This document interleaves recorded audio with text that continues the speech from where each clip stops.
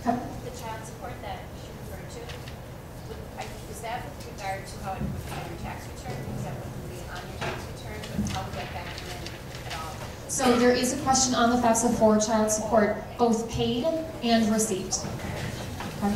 I think before anyone else leaves, I just want to talk just a tiny bit about scholarships, because I want to make sure that all the seniors are aware of the opportunities that we have here at the high school. There is a database that we did point out during September's parent meeting, but you may not remember that, or now it's coming to you again.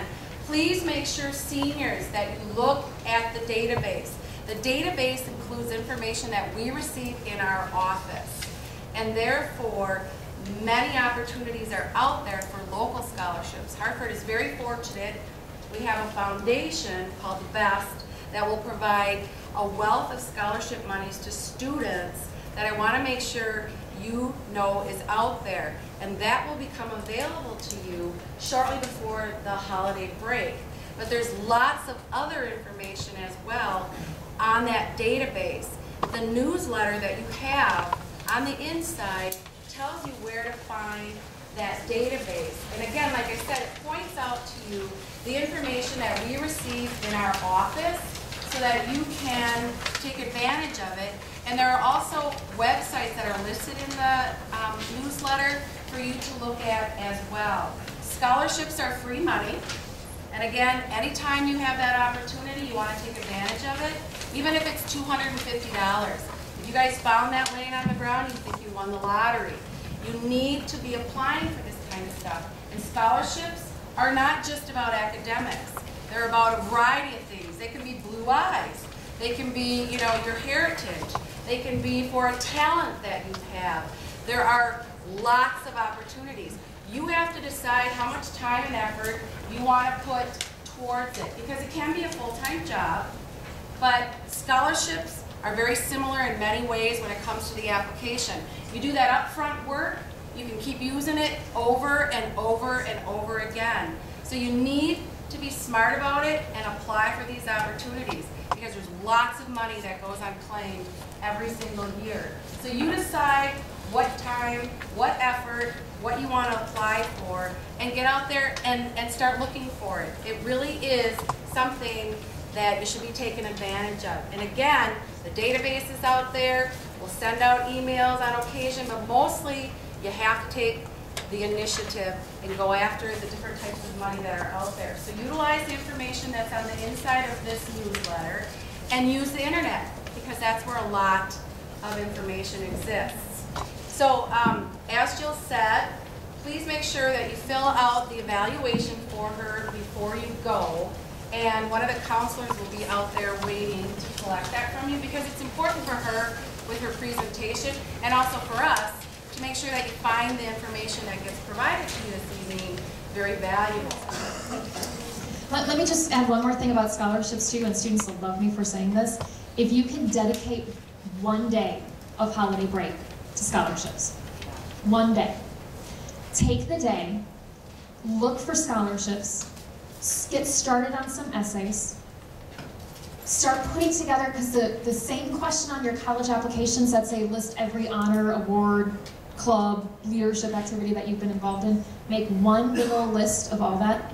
Take one day during holiday break. The hardest thing about scholarships sometimes is just getting started. And then once you get started, it kind of all just falls into place. So parents, you can say, remember when that lady said you should do this? So you're welcome, students. Well, and you'll also need letters of recommendation. I forgot to mention that. So you want to make sure that you think about who's going to write the best letter of recommendation for you, and then ask that person to do it. But you want to make sure you give them at least 2 weeks to write that letter for you. And it can be a variety of different people that can write that letter for you. And on our website, again, we have forms that you can utilize to give to these people to write those letters for you. So again, it's a process, you guys, and you got to get used to it, because this is just the beginning of the process of all kinds of paperwork that you will have to do throughout your lifetime. And I see parents smiling because they know it's how this works. So just take advantage of it, but be smart about it, and think about who's going to write those letters, and then get out there and ask them, and always be considerate, and give them 2 weeks in order to do that. And you said there's information on the website that Yep. says what, to give to the people who are going to be writing these letters? Yes, there is a form on our website that students can use for teachers and then for any other people who might write those letters for them. That one will be added as well, so that it helps to organize the information for your letter writers to make that process a little bit more efficient for them as well. But choose the people who you feel will know you the best and can write you the best letter, because they're convincing someone out there to give you money. You know, why are you a good investment in the future? Why should I give you my money? Why are you a good investment? That's what you want said in this letter. So you just want to think very carefully about that. You know, someone's marketing you. You know, they're selling you as an individual that's worth my money to donate. So would it behoove you to have a bunch of these letters written? Sure, And you then could. select the one that you think is Sure, going to be the... you could definitely do that. You could ask several people to write that letter, and then you can choose who you want to submit to the particular scholarships. Right, absolutely. So when it says how long you don't want to submit that one? Yeah, if you get a letter that says, no, maybe not, you don't want to submit that one, right? So obviously ask the people who are going to write favorable letters on your behalf. I just have to, one of my coworkers worked in admissions at Marquette, and he got a letter of rec once that said, I would not trust this person to walk my dog. So you really want to make sure that you're considering who you're asking.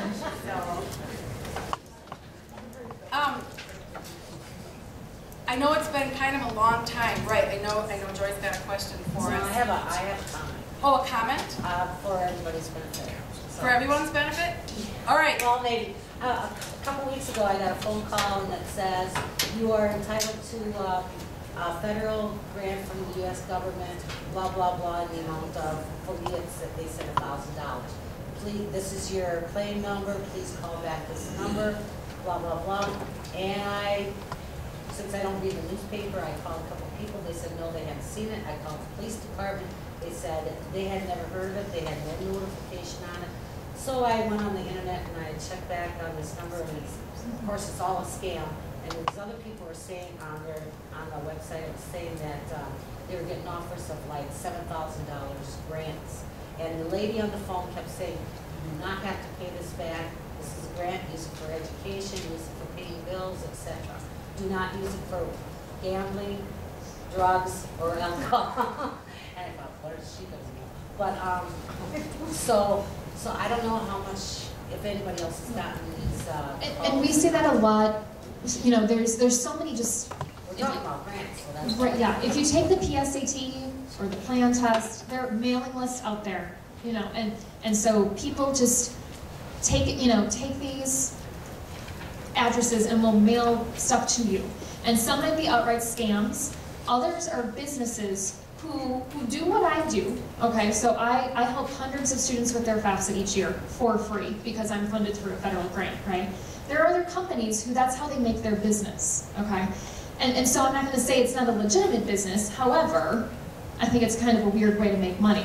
So know that if you get something that says, we guarantee that you can receive $1,000 in scholarships, all that company's doing is doing the scholarship search for you. And then you still need to apply for the scholarship.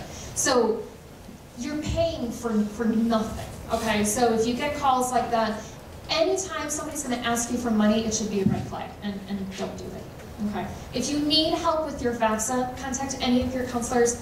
My parents live in Germantown. They'd love for me to come over here and help you guys out, so please do not hesitate. If you need help with your FAFSA, contact your counselors, and I'll come out and help you for free. Okay? Pressure. No, my parents make me dinner every time I come out here, so I love it. I do, if folks need to get going, I do thank you for coming. I will continue to take any questions as folks have them. If you could please fill out those evals. Anything else? Yeah. Nope, thank you all for coming. Okay, thank you.